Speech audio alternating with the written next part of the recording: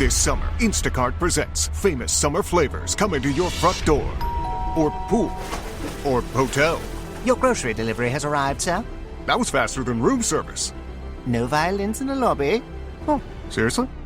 Anyway, sit back, relax, and get delivery in as fast as 30 minutes. Starring your favorite snacks, drinks, and more. Download Instacart for free delivery on your first 3 orders. Rated H for hungry audiences. Offer valid for a limited time. Minimum $10 per order. Excludes restaurants. Additional terms and fees apply. We acknowledge the traditional owners of country throughout Australia and recognise their continuing connection to land, waters and culture. We pay our respects to their elders past, present and emerging. Hey there lovely listeners and welcome back to another electrifying episode of This Song Is Yours. I'm your host Simon Fink and today we've got an absolutely special treat for you. Joining us live on the pod today is the incredible Ziggy Ramo. Backed by popular demand, Ziggy joins us live from backstage at the Womadelaide Festival, where he wowed audiences earlier in the day with his electrifying performance. Now, Ziggy is not just your average musician, he is an absolute force to be reckoned with. He's a songwriter, musician, activist, singer, rapper, all rolled into one. And this year he's going to expand that list as well as he gears up to drop his highly anticipated new project, Human. In today's episode, we're diving headfirst into Ziggy's world. From his unforgettable performance at Womad to the debut of songs from his upcoming project, we'll be uncovering the magic behind his music. We'll also be delving into the creative process behind Human and exploring how Ziggy's artistry has evolved, transforming him from a mere songwriter into an author as well. Plus, we'll be shining a spotlight on the timeless legacy of Bob Marley and the enduring power of his songwriting techniques. We want to give a massive shout out to Taylor from Womad for helping us make this interview happen. And folks, don't forget to hit the subscribe button to stay tuned for more captivating conversations on whichever application that you get your podcasts on. Also, be sure to follow us across all of our socials for the latest updates and exclusive content. So let's not keep you any further. Here is our live from Womad episode with Ziggy Ramo.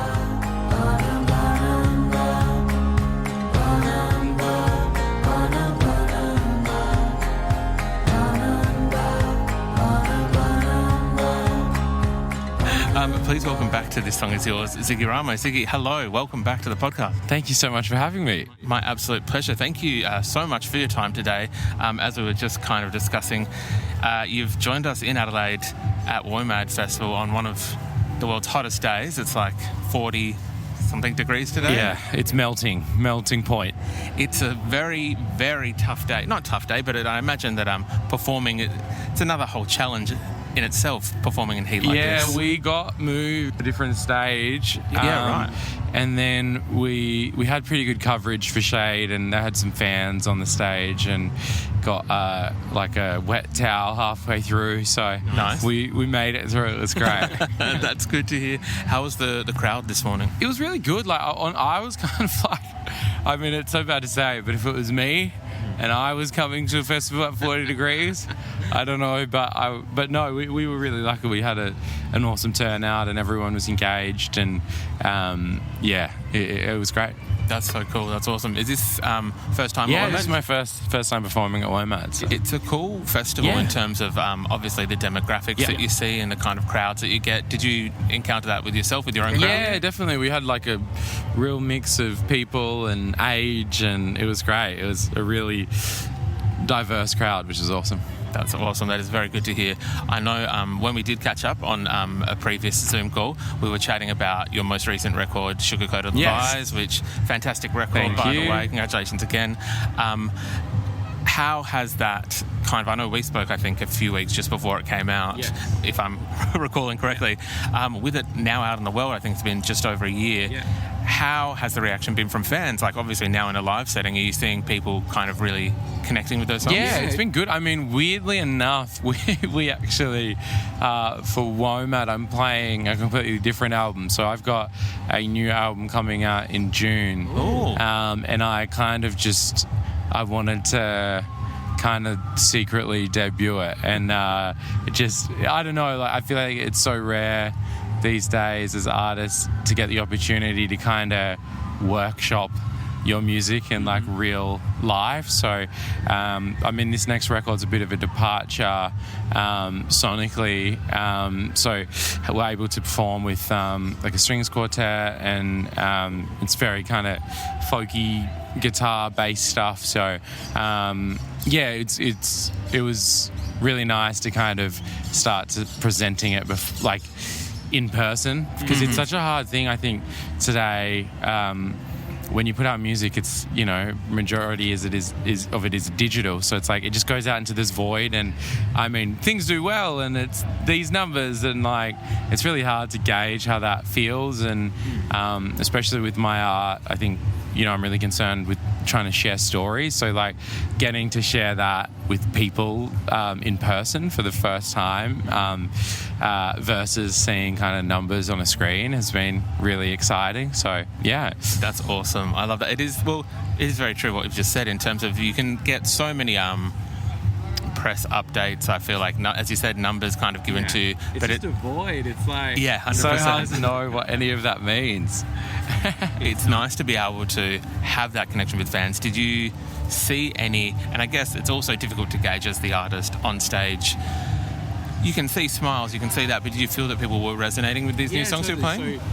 So this next project is it's kind of like, it's what I've been trying to do for a long time, but it's taken a journey to get here. But so I've always had this idea of I wanted to write a book where each song, each chapter in the book is a song on an album, and they're kind of written in conjunction. And so I've had this idea for the longest time, but I did it, which is exciting. So the performance of it is playing the album top to bottom, and then between some of the songs reading excerpts from the book, because so the way that it works is each chapter delves into like history and context. And I'd always had this idea of making this really three-dimensional project where the depth of how you could kind of sink into this work is just exponentially greater, because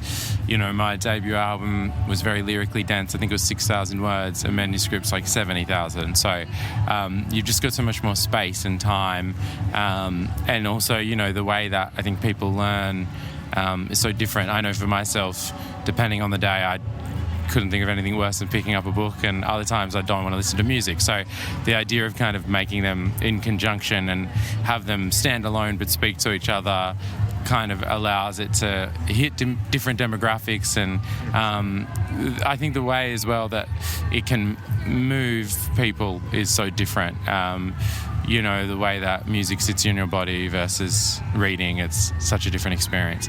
1000%. It's something that I'm so curious about, and I'm very looking forward to reading when it does come out. It will come out, I imagine, as like a companion piece. So the book comes out in last week of April, and then the album comes out in June. Oh, beautiful. So, cool. That's very exciting. Yeah.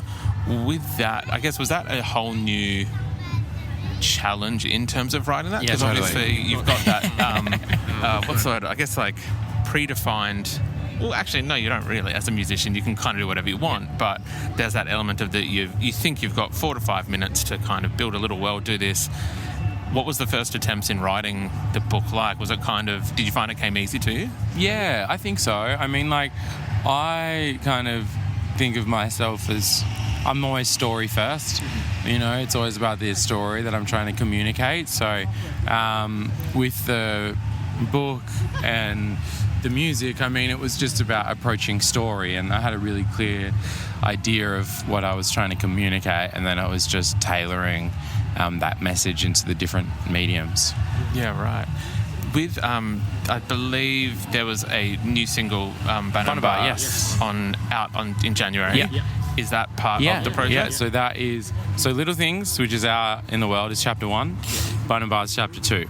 And there's 9 chapters in total, and songs on the record. So, yeah. Are you able to, if it's okay, talk about the inspiration behind the track, Bannabar, and kind of where it came from? Yeah, so Bannabar is a word that means change.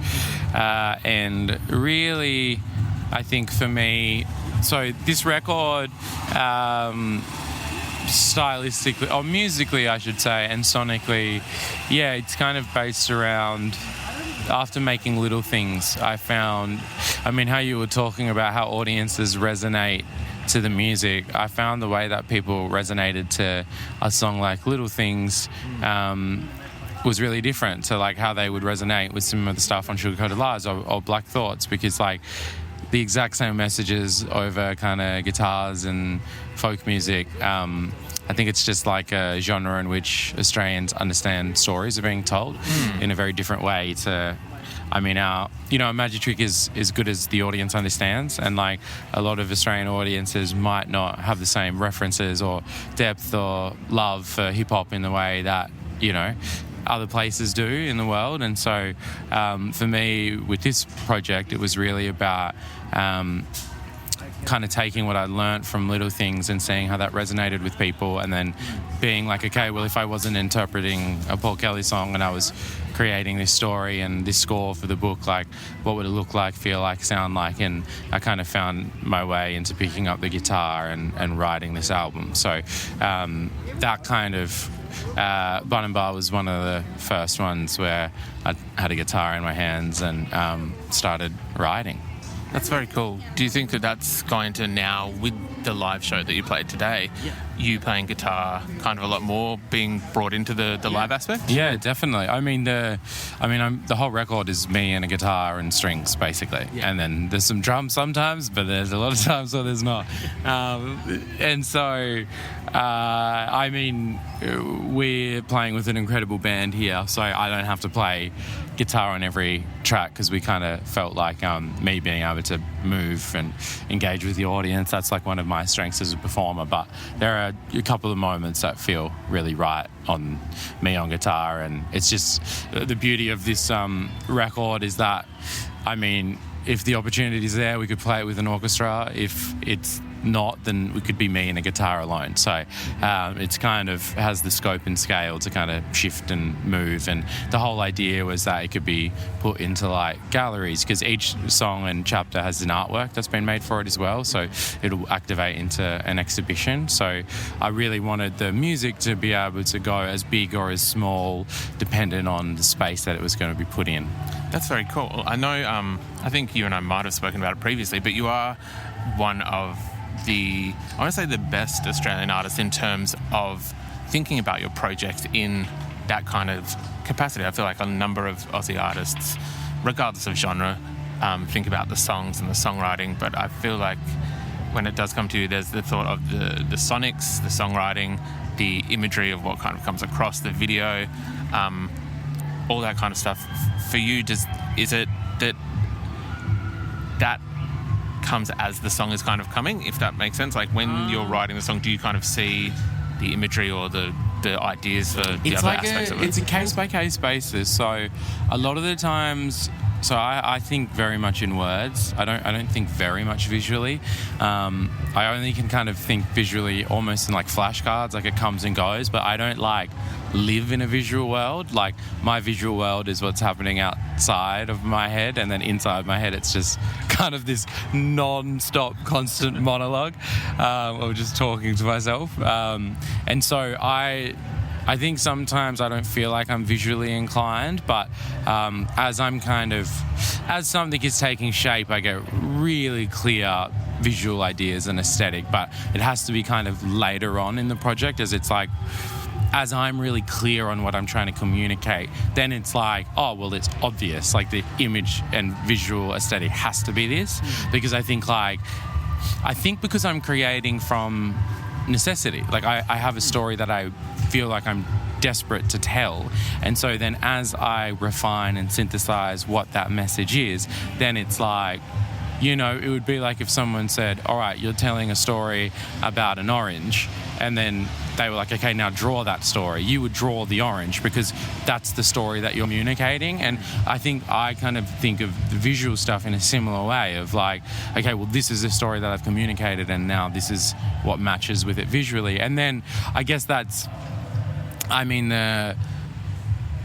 I just love worlds. I love world building. Like I love video games, and I love like escaping into a world, and sci-fi and reading and TV shows and film. Like I just love when an artist or in a group of artists just invest so much time and energy and intention in making decisions about a world that you then get to live in. And I mean, one of my biggest pet peeves is like in a video game when you hit a wall and it's like, okay, so that's the limit to where it was thought about. And I really want the art that I create to feel limitless for someone. So with this next project, with it being exhibition, with it being songs, with it being a book, it's like pick your own adventure, make it make sense for you, and then as far as you want to go you can, because the album and book stand alone, so you don't have to listen to the music, you don't have to read the book to understand either one of them. But if you want, there's like this whole other secret hidden level that you can unlock and delve into.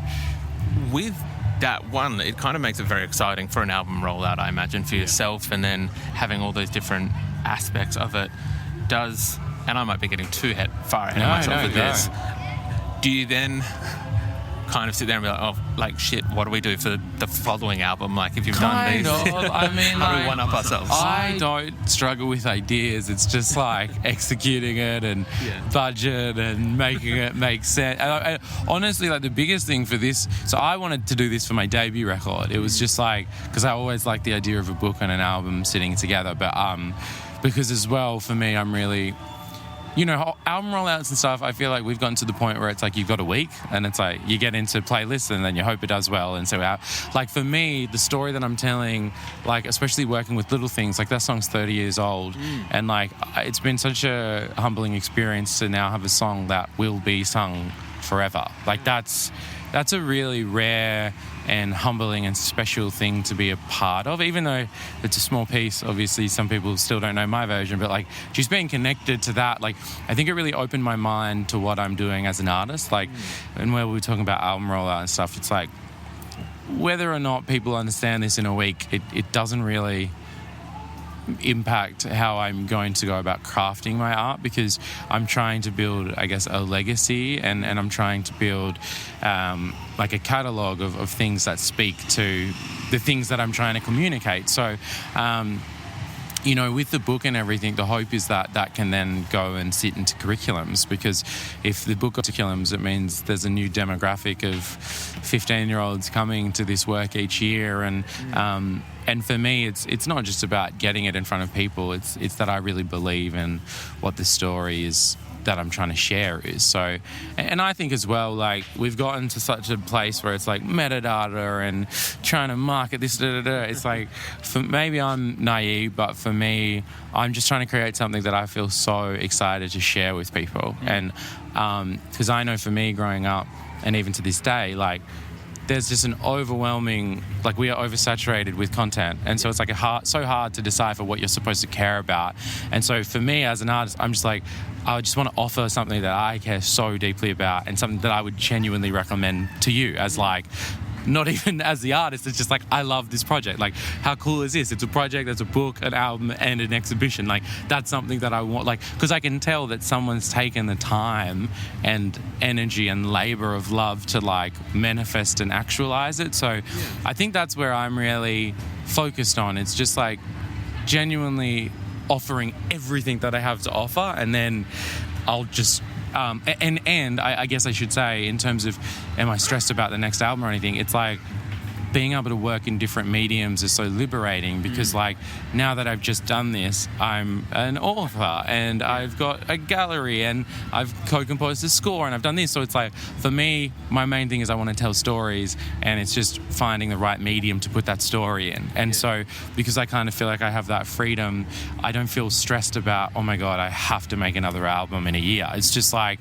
I will find the story that I want to share, and then if that's writing a TV show, if that's acting, if that's writing a book, then I'll put that story where it's supposed to be, and just trust that kind of stands the test of time. 100%. With this record coming out, and obviously, firstly, I know it's unfair to kind of ask the question of artists' favorite tracks, things like that. Oh, so no, I've got favorites for sure. There's this one song on the album. It's called Shame. It was like one of the first songs that I wrote on guitar, and I demoed by myself. And then I just like the fact that I can have a song, like the fact that I am the same artist that made Black Thoughts and then has made this song that's like straight acoustic guitar, me singing like a string quartet on, like it's just like I like that because I get really excited when artists are kind of ever evolving. Yeah, totally, and not being really dynamic. And I think the biggest thing for me with this record was that like it wasn't trying to do I wasn't trying to steal a genre or I genuinely was like, no, like this is exactly the kind of music that I want to make. So like I fully committed to what that music is in my interpretation of it, and that was something that I feel really excited about because it's not like I never wink. Like it's just like it's literally like a singer-songwriter folk album and it has a couple of verses here and there, but it's like that's just how I felt the story would best be communicated. That's awesome. I know. Well, I'm very excited. After we've been talking about it today, I'm very excited to see the project and the book, the gallery. It might be a silly question, it might be a logistics thing, and we can cut this out if not. Can we expect the gallery and kind of every aspect of it to be available around the country? Yeah, 100%. Well, that's 100% the intention. I mean, the intention is to take this around the world because the whole idea that I had, like, it's like, okay, I'm an independent artist. So to everyone listening who knows or doesn't know what that is, it's like the market share for artists are owned by 3 labels, basically. And so trying to cut through that when it's a really difficult thing, right? So for me, I'm so much more focused on the story and the journey. And I really feel like having this kind of point of difference where it's a book, it can be sitting in galleries and it's communicating this really specific story, but something that's also universal, right? Because colonization happened all around the world. The real hope is just to get on the ground and engage with people and communities. So the real hope is to sit this everywhere and anywhere. And that was the whole hope, is that like, you know, knock on wood, we play it with an orchestra, but then also I'm like in a small gallery in Europe with me and a guitar and the work. So I really want to just let the work sit in many places and connect with as many people as possible. I feel like the fact that you can have such versatility with music, obviously, and with only having heard a few of the songs, it speaks to obviously the strength of the songwriting in a way, in terms of like if you need that orchestra every single time, then the songwriting might not be there. So very, very excited to hear this record when it does come out. I'm aware that we are on a time crunch and that we had a guest join us for part of the interview.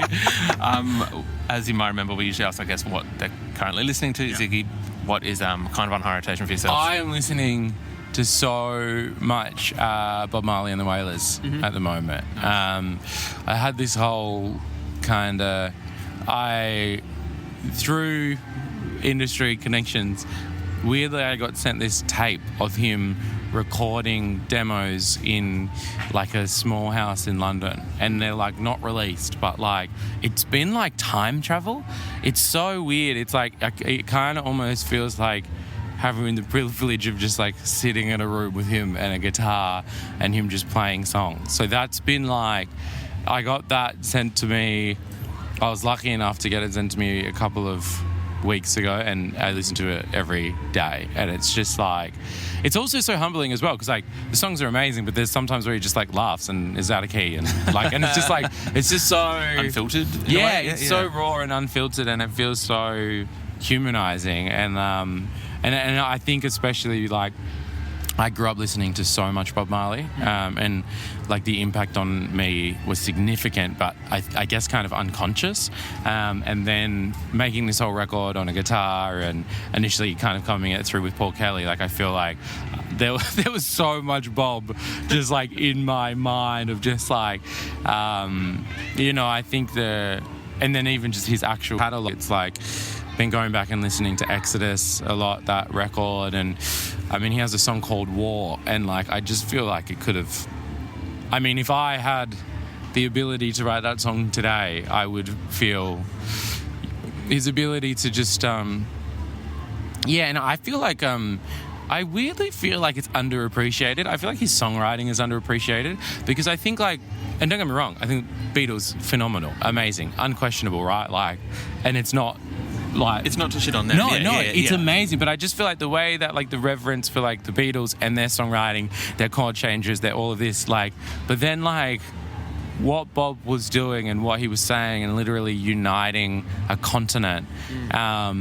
I feel like there's this image of him of like being really high and like having dreadlocks. Like the caricature of... Yeah, but it's really, it's been like a revelation, and one that I knew, like I always knew, but I think coming back, I don't know if you've had this experience, but you know when you go back to albums like years removed and things that didn't hit you in the same way, hit you completely differently. And I think in the context of who I am and where I am as an artist, it's just speaking so much to me. And, you know, it's like he passed away when he was 37 and he made like 12 studio albums, and his final performance, one of his final performances, he was an opener at Madison Square Garden for the Commodores. And I just think it's like, it's crazy, and he like blew them off the stage as well. It was crazy, but like I think it's really interesting, right? Because we're in a time now where it's like if you aren't the biggest artist at 12, then like give up. And it's like he literally opened as one of his last shows at 37. But then you look at his catalogue, you look at his impact, and I think that's something that I've been really trying to appreciate and instill within myself, of that, like, if I really want to be someone who's telling stories, and it's about the journey, it's about the catalogue, it's about the legacy that you'll leave behind, as well as what you have here. So yeah, I mean, obviously Redemption Song is like the one that everyone talks about, but everyone should go listen to War by Bob Marley, especially now, like in the context of today. Listen to that song and just like, I don't know, I think he just opens your heart and speaks so directly to you. It's pretty insane. Have you, and this is not to take away from the weight of his music, and a very quick question, have you seen the biopic that's come out? I haven't. Yeah, no. I've heard good things, and I think it's going to do a similar thing in terms of bringing his music back kind of round to people. No, I haven't heard about it, because that was the thing, is I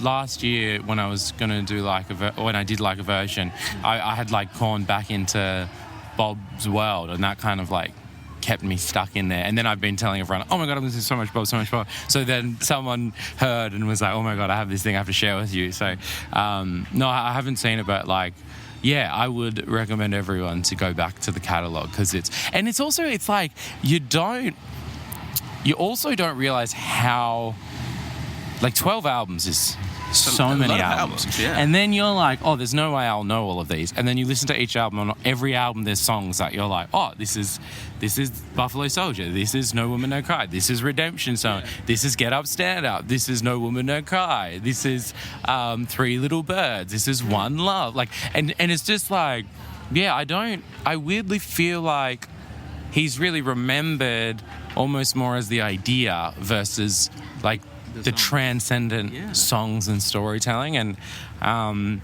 it's speaking much to me right now, because I think he also walked such a line between telling truth but also like unifying people. And I think that's a pretty I think being able to write like such universal songs as well that have gone across the world, but like speak so specifically to the troubles that he was facing. You should listen to Concrete Jungle as well. Do you know the story behind Concrete Jungle? No. So he went to London for one of the first times. When he went to London, he wrote Concrete Jungle, and there's this beautiful recording of him, I think in like the BBC studios, playing it with like the Wailers, and Peter Tosh is there, and like it's just crazy. Like the musicianship is just, and it's just the way, it's so interesting hearing him write about London as an outsider's perspective. And I mean, in a weird way, I kind of have it speaks so much to me, because like so much of my work takes me to these places that removes me from community and connection and the struggle of displacement, but then also you're out here paving on the way and trying to do what you can. So it's been, I mean, I probably ranted a lot about it, but he's been living in my head like rent free. So it's actually so the when you're like, I know we always ask this, I'm like, oh my god, I've been waiting to tell someone. Yeah. Well, look, I very much appreciate the fact that it wasn't just sometimes we get I'll just pull up my Spotify and it's this most recent thing. I'm glad that you had such a I guess a loaded answer, but also one that is obviously resonating with you so much, and kind of absolutely love that. Ziggy, thank you so much for coming back to the podcast. I appreciate it. Thank you for your time as well today. Thank you. Thanks for having me.